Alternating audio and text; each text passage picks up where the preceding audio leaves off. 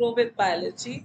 Today we'll talk about the topics banding pattern of chromosomes. In the past few classes we have dealt with genetics, the Mendelian genetics, the physical and the chemical basis of hereditary. When we are talking about the chromosomes, the DNA, now we'll talk about the patterns or banding patterns of chromosomes.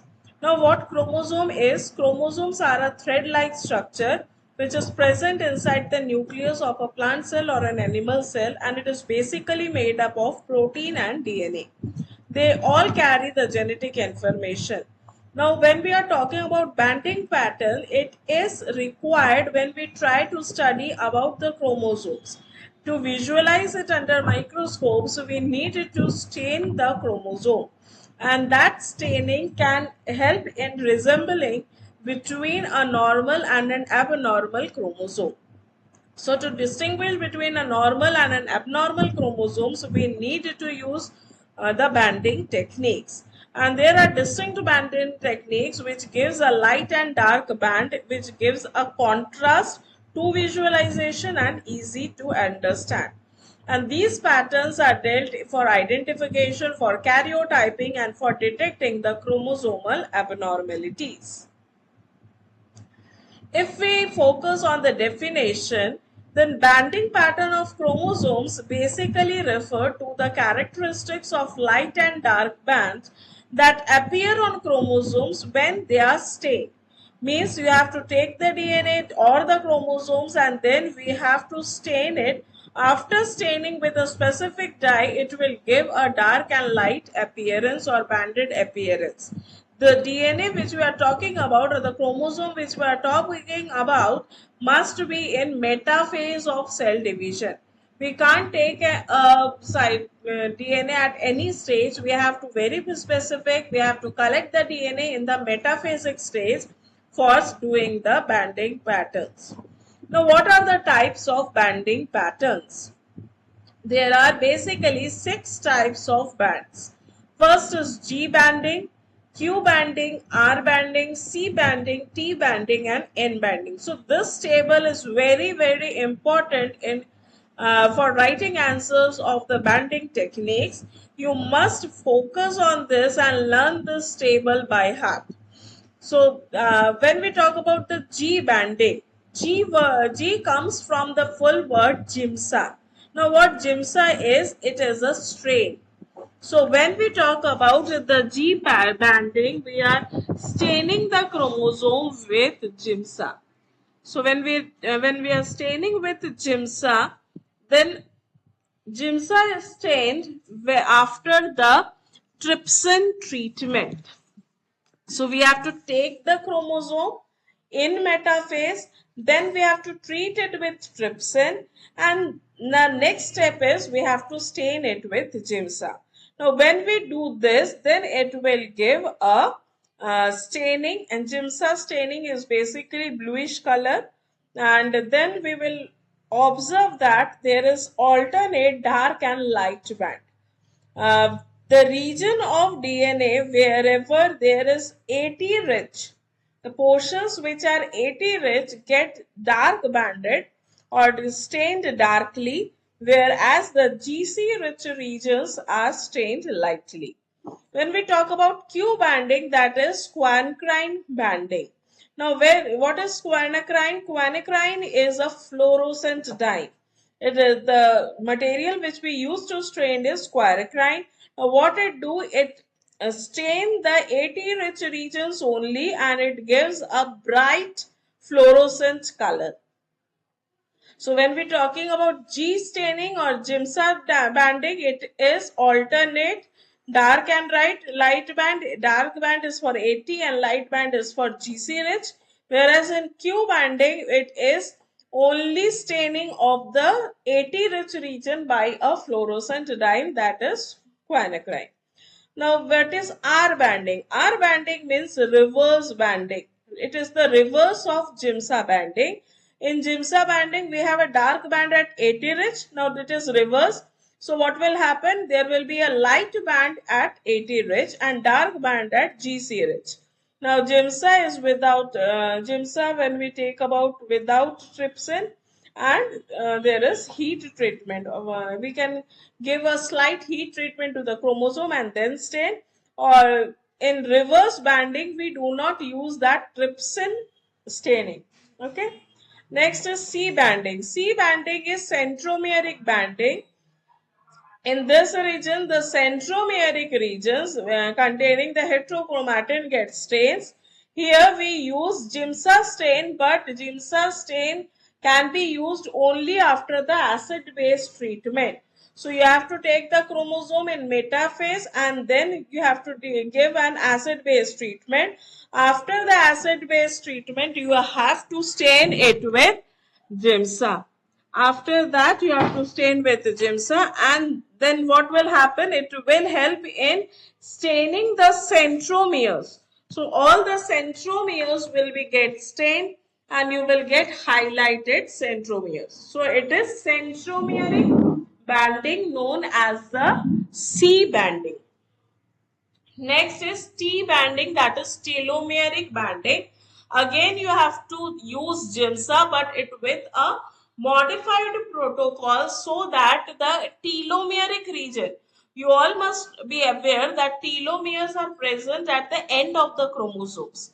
So the ends of the chromosomes, we have telomeres, and the telomeric regions are stained with GIMSA with the definite protocols, and it is a special case of R banding, and this type of staining the telomeric region is known as T banding. N banding is the nucleolar banding, where we use the stain silver nitrate and it visualizes nuclear organizing region. NORs are highlighted with silver nitrate. These are present in the acrocentric chromosome. So basically we have G, Q, R, C, T and N banding. The most important is G and Q, and R is reverse of G, C is for centromeric, T is for telomeric and N is for NORs.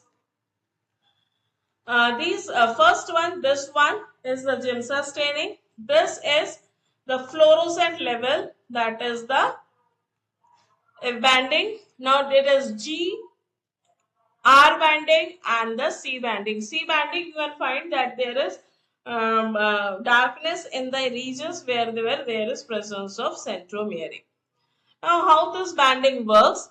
Whenever the cell is in the division phase, that is the metaphase plates, the chromosomes are most condensed. And when we are treating it with enzymes or heat, it helps in absorbing the stain. After treatment, when we give the stain, the DNA composition can absorb the stain, and then is easy to visualize under microscope. And then after observation, you can find a dark and light which can give you the overview about the presence of AT rich region and as well as their location. So this presence of a dark and light band or light or dark band is unique for each chromosomes. So there, whenever we go for karyotyping, we have to stain it, we have to match it. If it is matching, then there is no abnormalities, but if there is no matching, then there are definite chances of abnormalities. Now, what is the significance we'll get after studying this? It will help in identifying the individual chromosomes, and you can arrange it according with the help of this to form a karyotype. In next class, we'll deal with what is karyotyping. And now this karyotyping or this pattern, unique pattern formation will help in species identification. If one person's DNA is a Homo sapiens DNA, and we are tallying it with another Homo sapiens, there will be definite 100% similarity in the banding pattern. We are not talking about similarity of DNA, we are talking about the pattern of staining of chromosomes.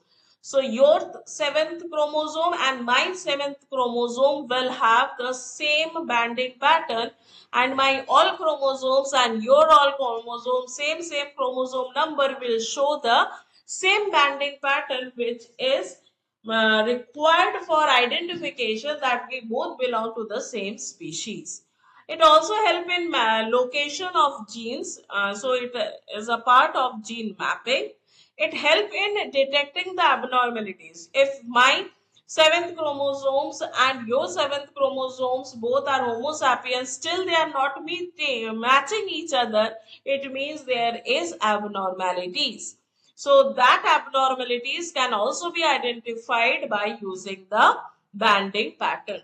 It also helps in some cases for cancer diagnosis. So cancer is a wide field of disease. It has lots of complication. It has lots of ifs and buts.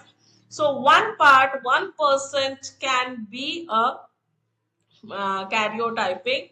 In Philadelphia chromosomes, we can find it, we can study it, the change in chromosome structures or the banding pattern changes in cancer diagnosis. Suppose human chromosome 1G banding, if we are trying to uh, go for GIMSA banding. G banding means GIMSA banding on chromosome 1. So there is an alternate dark and light band. The P arm is short and Q arm is long. With a specific number of bands, the IQ21 refers to the when we are doing staining, it is referred as 1Q21, means 1 is the chromosome number 1. Q specifies the long arm Q.